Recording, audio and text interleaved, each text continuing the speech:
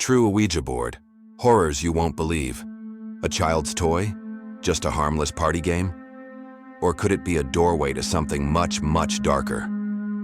We're talking about the Ouija board.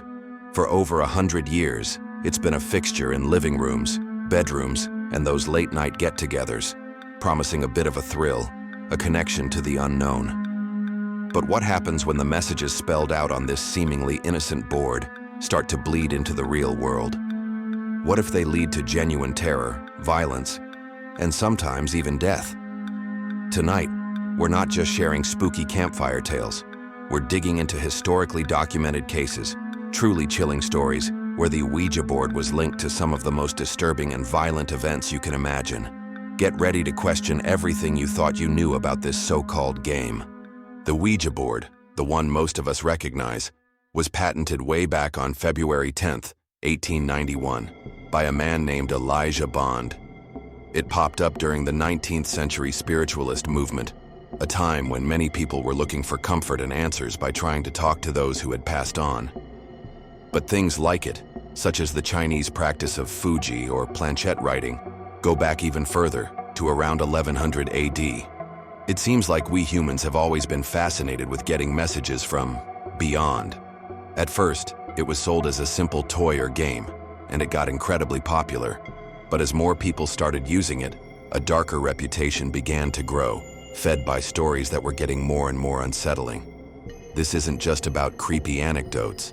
This is about documented events that turned a simple parlor game into what some might call an omen of terror. Section 1. The Asylum Doors, Ouija Mania and Mental Collapse. Think about the Roaring '20s, an era of jazz, flappers, and, believe it or not, Ouija mania. As the board's popularity exploded, so did some really disturbing reports about the psychological toll it was taking. It wasn't long before headlines started painting a pretty grim picture. One Montana newspaper in the early 1920s flat out claimed the Ouija board was one of the greatest contributing factors in the filling of insane asylums in this country. The article talked about how several women in Billings, Montana alone, had reportedly suffered loss of reason from Ouija board manipulation in just a few months. Imagine this. A woman buys a Ouija board around Christmas, maybe looking for a bit of festive fun. 4 days later, according to reports from that time, she was committed to an institution. Her descent into madness was apparently swift and terrifying, and this wasn't just a one-off. In 1921, the New York Times reported on a Chicago woman who ended up in a psychiatric hospital after she started having what were described as religious hallucinations, all brought on by her Ouija board. She said she received hundreds of sermons from the beyond, messages that became more and more beautiful, until even though she was skeptical at first, she felt she had to believe them. Her connection to the board became an obsession, and it eventually shattered her reality. Prominent figures of the day were sounding alarms too. Manly P. Hall, a well-known occult authority in the 20th century, wrote in 1944 that out of every 100 cases of people who use the Ouija board, at least 95 are worse off for the experience. He mentioned broken homes, estranged families, and even suicides that he believed were directly traceable to its use.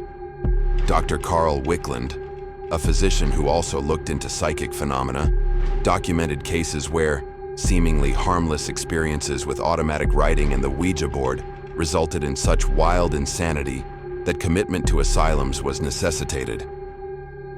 For some, the line between a bit of entertainment and a complete psychological unraveling proved to be terrifyingly thin.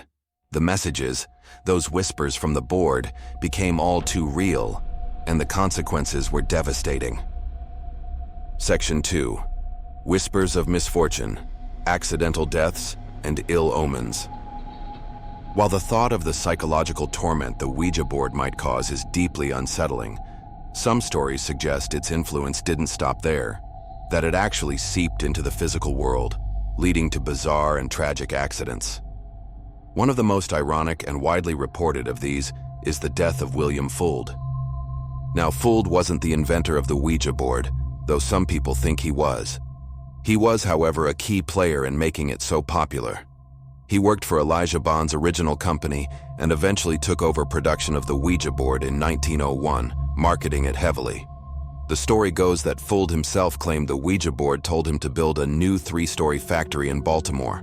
The message apparently spelled out, "Prepare for big business." Then, in 1927, while he was overseeing the installation of a flagpole on the roof of this very factory, tragedy struck. An iron support railing suddenly gave way, and Fuld fell to the ground. The coroner's report said a broken rib had pierced his heart. It said that on his deathbed, he made his children promise never to sell the Ouija business outside the family. Was it a cruel twist of fate, or something more? The man who built an empire on the talking board met his end at the very place it supposedly told him to create. There's another chilling tale from the 1920s, though it's less famous. It involved a man who became obsessed with finding hidden treasure. After consulting his Ouija board, he got a tip about buried gold near his house. Eager to find this supposed fortune, he rushed to dig a tunnel, not bothering with any proper safety measures. The ground, unstable and poorly supported, collapsed. The man suffocated, buried by the very earth he hoped would make him rich, all because of what the board said. These accounts, whether you see them as coincidence or consequence, add another dark layer to the board's mystique, suggesting that sometimes its guidance could lead to a fatal end. Section 3. When the planchette spells murder, documented criminal cases. Now we're heading into the most disturbing territory. Documented criminal cases where the Ouija board was specifically named as a catalyst for horrific violence. These aren't just hints of misfortune. These are instances where people claimed the board's messages drove them to commit truly terrible acts. One case that sent shockwaves was the 1983 Florida murder of Ngoc Van Dung. A 16-year-old named Bunny Dixon reportedly told her 25-year-old boyfriend, Anthony Hall, and another young couple that a Ouija board had given them a chilling directive. The board, they claimed, instructed them to leave Florida, join a carnival in Virginia, and to fund their trip by robbing and murdering a motorist. Following these alleged instructions, the group targeted 25-year-old Ngoc Van Dung, robbing and brutally murdering him. The deadly pact eventually fell apart as the couples turned on each other, which led to their arrests. All four were ultimately convicted of murder, their violent actions forever linked to the supposed commands of a spirit board. Then there's the tragic story out of London in 1995. Michael McCallum, a teenager, lured a younger boy, Michael Eridge, to his apartment, promising they'd play with a Ouija board.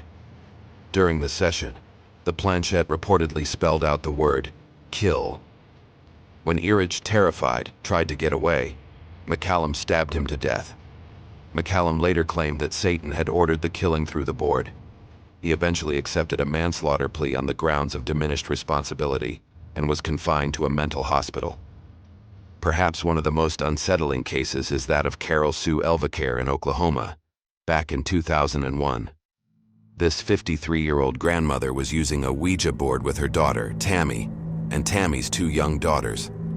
The board, Elvacare claimed, gave them a terrifying message. Tammy's husband, Brian Roach, was evil and had to be killed. Acting on this supposed command, Elvacare went into Brian's room while he was sleeping and stabbed him. As he lay bleeding, she then reportedly turned on one of her own granddaughters. The family then fled in a car, which Elvacare deliberately crashed. Miraculously, everyone in the car survived with relatively minor injuries, but Elvacare's horror wasn't over. She then tried to push one of her granddaughters into oncoming traffic, believing the child had inherited Brian's evil. Carol Sue Elvacare was later ruled insane and committed to a psychiatric institution. These cases, so stark and brutal, really highlight instances where people blamed their violent actions on the Ouija board, transforming what's supposed to be a conduit to spirits into an alleged instrument of death. Section 4. Trial by Ouija, the Stephen Young case. The Ouija board's influence hasn't just stayed in dark rooms and whispered seances. It has even made its way into the supposedly sacred halls of justice. The 1994 case of Stephen Young in London is a truly bizarre and cautionary tale. Stephen Young was on trial for the murder of Harry and Nicola Fuller. After weeks of evidence and deliberation, the jury was sequestered in a hotel for the night before they were to deliver their verdict. It was there that something truly extraordinary happened. 4 of the jurors, using a makeshift Ouija board they put together with a piece of paper and a wine glass, decided to hold a seance. They claimed they contacted the spirit of the murdered Harry Fuller, and when they asked who his killer was, the glass reportedly spelled out, "Stephen Young done it." When this incredible breach of conduct came to light, reported by another juror who knew about the seance but didn't take part, it threw the entire trial into chaos. The Court of Appeal had to decide if a verdict potentially influenced by a Ouija board could possibly be allowed to stand. Not surprisingly, Young's initial conviction was thrown out, and a retrial was ordered. The court decided that such an external, unorthodox influence could have prejudiced the jury's deliberations. Stephen Young was eventually convicted again in a second trial, but the Ouija board jurors' case remains a stark reminder of how profoundly this seemingly simple game can impact even the most serious of human affairs. It really makes you question belief, influence, and the integrity of the justice system when it's confronted with the paranormal. Section 5. From parlor game to pop culture nightmare, the exorcist effect. For a long time, even with the unsettling stories that occasionally popped up, the Ouija board was mostly seen as a harmless bit of fun or a curious tool for spiritualists. It was a common thing at parties, a game played with a mix of excitement and skepticism. But in 1973, one single film would forever change how the public saw the Ouija board, transforming it from a curious parlor game into a powerful symbol of demonic terror. The Exorcist. The film's absolutely harrowing depiction of a 12-year-old girl, Reagan, becoming possessed by a malevolent demon after playing with a Ouija board by herself, burned itself into our cultural consciousness. As Ouija historian Robert Murch put it, it's kind of like Psycho. No one was afraid of showers until that scene. It's a clear line. Before The Exorcist, Murch explains, depictions of spiritualism in movies and TV were often lighthearted, sometimes even comedic. But that film changed everything. Suddenly, the Ouija board was no laughing matter. Almost overnight, the Ouija board became cinematic shorthand for opening doors to evil, a surefire way to invite demonic entities into your life. This powerful portrayal in a movie had a profound real-world impact. Religious groups, who had always been a bit wary of spirit communication, started to denounce the Ouija board much more loudly, with some calling it a tool of Satan or a dangerous gateway for demonic forces. Research mentions that in 2001, in Alamogordo, New Mexico, Ouija boards were even burned on bonfires along with other things deemed spiritually dangerous, like Harry Potter books. This cultural shift really cemented the Ouija board's dark reputation in the modern era. What was once a quirky, if sometimes unsettling game, became inextricably linked in the public's mind with demonic possession and pure, unadulterated evil. The power of storytelling, in this case through cinema, had redefined an object, casting a long, dark shadow that still lingers today. From its beginnings in 19th century spiritualism and even older divination practices to its current status as a horror icon, the Ouija board has definitely carved a unique and unsettling path through history. We've walked through tales of madness during Ouija mania, looked into inexplicable accidents and deaths linked to its supposed guidance, and faced some chilling documented criminal cases where the board was named as an instigator of violence. We've even seen its influence creep into the courts of law. Whether you believe the Ouija board is a genuine portal to other realms, a reflection of our own subconscious, or just a piece of wood and plastic, the stories around it are undeniably powerful. These documented incidents, these true horrors, reveal a much darker side to what many people still think of as just a game. They show how belief, fear, and the unknown can come together, sometimes with terrifying and tragic results. The journey from a simple parlor amusement to an omen of terror is a chilling reminder of the power that objects can hold when they tap into our deepest anxieties and desires. What the Ouija board truly is might always remain a mystery, but its legacy of horror is undeniable. So what are your thoughts on the Ouija board? Have you ever had an experience with one, or do you know of other documented cases we didn't cover? Share your stories and opinions in the comments below. We'd genuinely love to hear from you. If you found these true horrors as unsettling and fascinating as we did, please give this video a thumbs up, subscribe for more deep dives into the unexplained, and make sure you hit that notification bell so you don't miss our next investigation. Until then, stay curious, and perhaps be careful what you ask for.